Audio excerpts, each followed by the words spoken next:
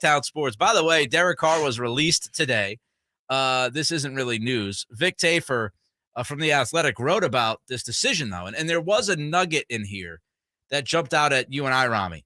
And Tafur wrote, there was some talk of the Raiders and Carr working together to find a trade partner because it was mutually beneficial, but they did not trust each other enough to do that.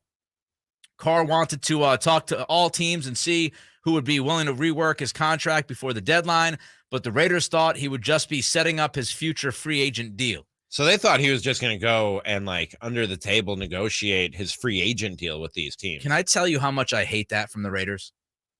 What does it matter? At the end of the day, you ended up cutting him today, and he's going to go on his free agent tour anyway. Yeah, you just delayed it 2 weeks. Like, you have nothing to lose by saying, you know what, Derek, go talk to every team in the league so you can try to get an asset back from that team. That's really it. That's like your choice is to let him talk to all these teams and get something for him, or don't let him talk to anybody, or, you know, limit the number of teams he can talk to and maybe try to work out a deal. But at that point, once you said you're not going to be able to go talk to anybody, you are dead to him. Yeah. And that's why he was like, you know what? Yeah, I know the Saints want to give you a third-round pick and all that good stuff. I couldn't care less. I'm going to get cut. I'll go to New Orleans if I want to go to New Orleans on my own. It was their last chance to show some good faith or some goodwill in the relationship while they were, you know, signing the divorce papers, maybe a little concession. And even if that good faith or goodwill is one-sided and Derek Carr doesn't have pure intentions when he goes and talks to these teams that he's going to negotiate a trade and not just a free agency contract, like, you lost nothing. Right.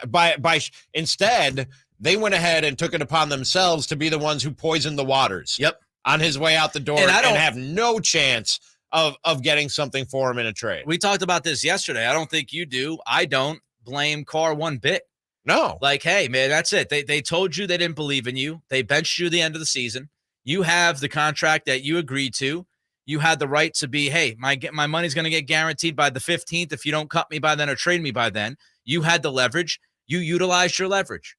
Fine by me. Mm-hmm. I don't have any issue with Derek Carr doing what he did. No. I have an issue with the Raiders, like, not trying to play ball with them. Cut off their nose to spite their face. Even if it didn't work, just say, yeah, you know what? Go talk to everybody. Right.